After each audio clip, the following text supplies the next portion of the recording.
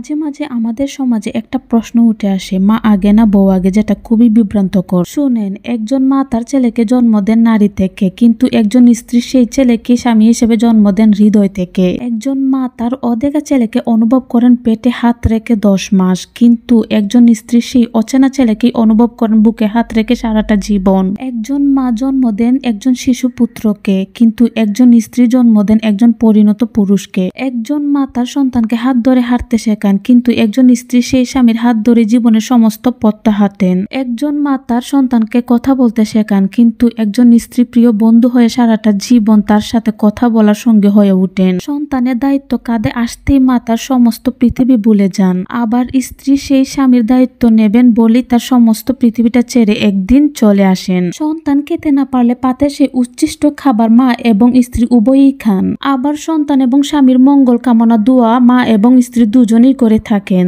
সন্তানকে বড় করেও সন্তানের থেকে প্রতিটা মাকেই আঘাত পেতে হয়। আবার সেই স্বামীকে বিয়ে করে প্রত্যেকটি স্ত্রীকে একদিন না একদিন নির্যাতন হতেই হয়। মায়ের কাছে সন্তানের জীবনের দায়িত্ব নেওয়ার শুরু প্রায় 20 বছর। স্ত্রীর কাছে স্বামীর জীবনের দায়িত্ব নেবানোর শেষ বাকি 60 বছর, কখনো কখনো সেটি 80 বছরও যেতে পারে যদি আয়ু 100 বছর হয়। সন্তানের শৈশবে তার মলমূত্র মাই পরিষ্কার করেন। স্বামী যখন বৃদ্ধ হন তখন তার একই দায়িত্ব স্ত্রী কাঁধে এসেই পড়ে। মায়ের কুল হলো সেই কুল যেখানে সন্তানের জন্ম হয়, অর্থাৎ প্রথম বিছানা। আর স্ত্রীর কুল হলো সেই কুল যেখানে স্বামীর মৃত্যু হয়, অর্থাৎ শেষ বিছানা। কিন্তু সমাজ এবং পরিস্থিতি আজ এমনই যে ছেলেটির বিয়ের পর মায়ের সাথে স্ত্রীর তুলনা করে প্রতিটা মুহূর্তে মাকেই শীর্ষস্থানে রাখেন, যেখানে দুজনের ভূমিকাই একই। কারো থেকে কেউ কম না। সেখানে সামাজিক নজরে কেন মা আর স্ত্রীর মাঝে তুলনামূলক দ্বন্দ্বে বারবার পাঁচিলে উঠতে হয় বলতে পারেন? গর্ভ থেকে জন্ম নেওয়াটাই মা ও স্ত্রীর মধ্যে যদি সবচেয়ে বড় পার্থক্য হয়ে থাকে, তাহলে শেষ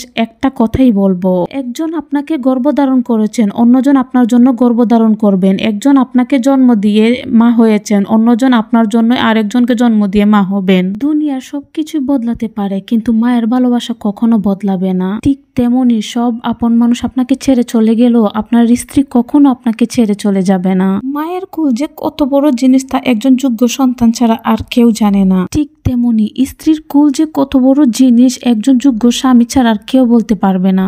মায়ের কুলে মাথা রাখলে যেমন সব চিন্তা দূর হয়ে যায়, ঠিক তেমনি আপনার স্ত্রীর কুলে মাথা রাখলেও সে শান্তিটুকু খুঁজে পাওয়া যায়। কারো থেকে কেউ কোনো অংশে কম নয়। তাই বলছি, বউকে বউর জায়গা থেকে ভালোবাসুন আর মাকে মায়ের জায়গা থেকেই ভালোবাসুন। একটা কথা সবসময় মাথায় রাখবেন, আপনার মা হচ্ছে আপনার জান্নাত, আপনার মায়ের পায়ের নিচে হচ্ছে আপনার জান্নাত। আবার ওই জান্নাতে আপনার বউয়ের ভালো সার্টিফিকেট ছাড়া আপনি ঢুকতেই পারবেন না। আল্লাহ তাআলা সব মেয়েদেরকে সর্বোচ্চ সম্মান দিয়েছেন, সেটা মা হিসাবেই হোক, বোন হিসাবেই হোক বা বউ হিসাবেই হোক।